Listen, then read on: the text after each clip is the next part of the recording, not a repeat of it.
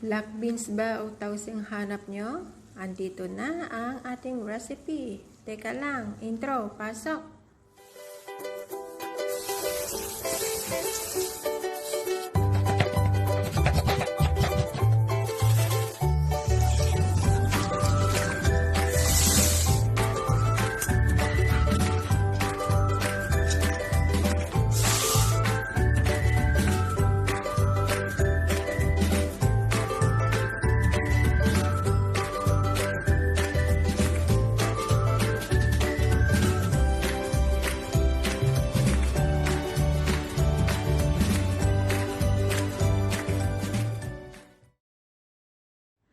At ito na po ang ating mga ingredients. Ano pang inaantay natin? Tara, umpisan na natin ang pagluluto. Linisin lang po natin ang ating beef bones na may buto-buto. Bones nga di ba, Mitch? Tapos, lagay natin sa pressure cooker. Lagyan natin ng peppercorns and bay leaf at saka asin. Then, enough water para po ito ay maluto. Naku, sinasabi ko sa inyo, napakasarap ng lutong to, ng recipe ko. Ayan. Pero, kuntian lang po natin munang asin kasi yung black beans natin po ay salted siya. Ito, takpan na po natin at buksan ang nakasara ay yung ating main ingredient, gas stove and saka kawali i-pressure cooker lang po natin hanggang maluto po ang ating beef. And then set aside. So ayan, naluto na po ang ating beef. Andito na ating mga ingredients. So pwede ko namang sabihin to, ayan, bagyo beans po yan, slice ko ng maliliit. At yan na pong ating black beans sa puting bowl. Ayan. And then, meron din tayong sili dyan. Ginger, garlic, onions, and yung pinakuluan natin na karne. O siya, tara na. Buksan natin ulit ang nakasara. Ayan. And then, lagay na natin ang ating paboritong kawali. Painitin lang po natin.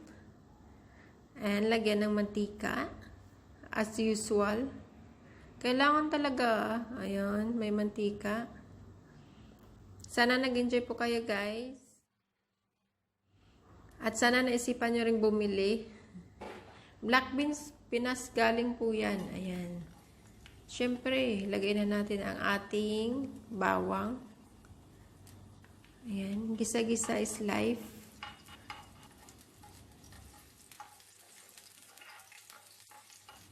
Try nyo itong mga palangga. Kasi alam ko, magugustuhan po ninyo to. And ayan ang ating ginger. Sanay na po ako magluto nito. Pero yung ginagamit ko dati, nung unang panahon, ayan, alam nyo na, nung unang panahon, ginagamit ko dito ay yung paa ng babshi. O, diba? Kung may mamshi kayo, may babshi ako. Yung mamoy, ayan, yung paa niya, masarap yung ganyan. Lagyan ng black beans. And then, tapos ng luya natin, ilagay na natin ang ating sibuyas. At saka isabay na rin natin ang ating sili dyan. O, diba? Noong unang panahon. Gisahin lang po natin ng maayos mga palangga. Ayan. Pwede naman kayo gumamit ng manok or something na inimit na you like.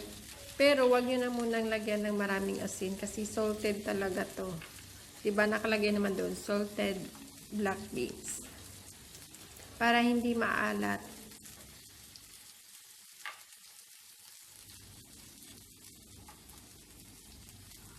So dito na tayo. Kapag lumambot ng ating sibuyas, pwede na po natin ilagay ang ating karne dyan.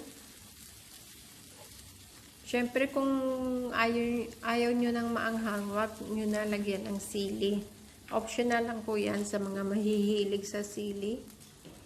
Ayan ang ating karne. Luto na po yan. At yung sabaw po niyan, ni-set aside ko para gamitin natin mamaya.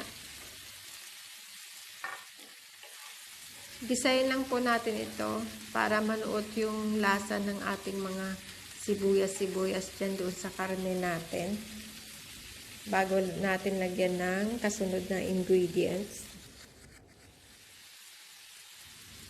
So, ayan guys, inuna ko nilagay yung beans na muna. Mamaya na po yung sabaw.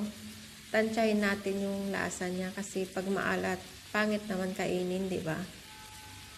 Ayan, beans lang po muna ang aking igigisa dyan.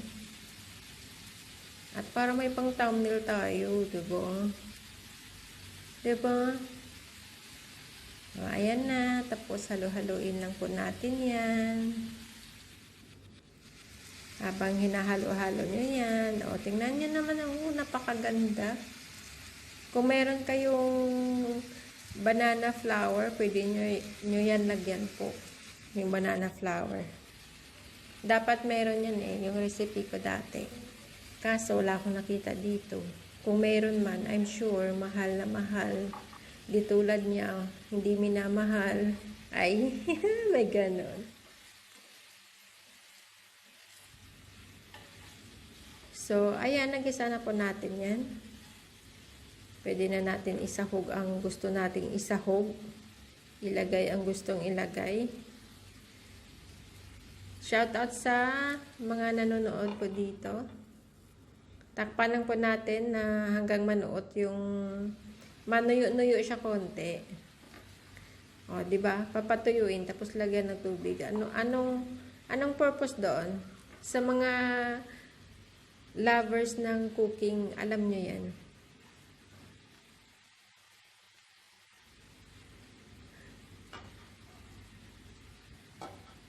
Oh, 'di ba? Sabi sa inyo pinatuyo tapos lagyan ng sabaw.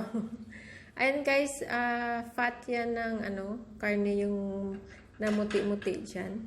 Which is maganda naman kasi bones naman po yung ginamit natin. Hindi naman pataba ay. Matataba pala. Oy, sinadya ko yung pataba ha. Huwag kayong ha. Luto na po yung karne natin, kaya konti lang ang ating ilagay dyan.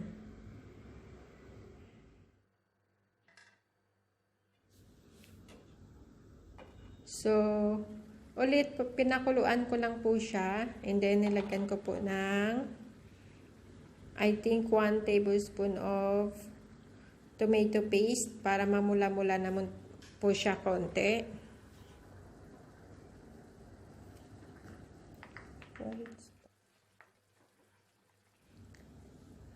And ito na nga, ang portion na to is kailangan matansya nyo guys yung alat nyo guys sa tikman nyo muna, lagyan nyo ng pakonti-konti, tapos tikman nyo kung okay pa yung lasa niya, dagdagan nyo ulit yung sabaw na ang ating black beans. Pero pag maalat na, okay lang po kahit wala na yung sabaw niya.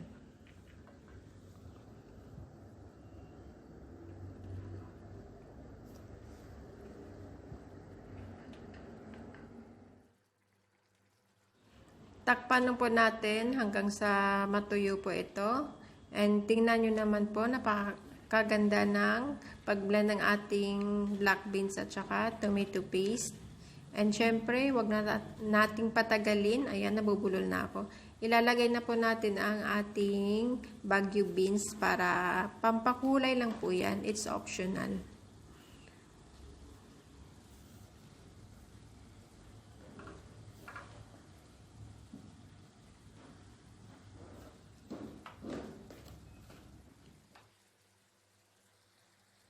Gisahin lang po natin ng around 3 minutes and luto na po to. And ready na po natin ang ating kanin. Sana sa ngayong araw po ay meron kayong natutunang bagong recipe. And thank you po sa inyong panonood and supporting my channel. Ayan na, luto na po siya.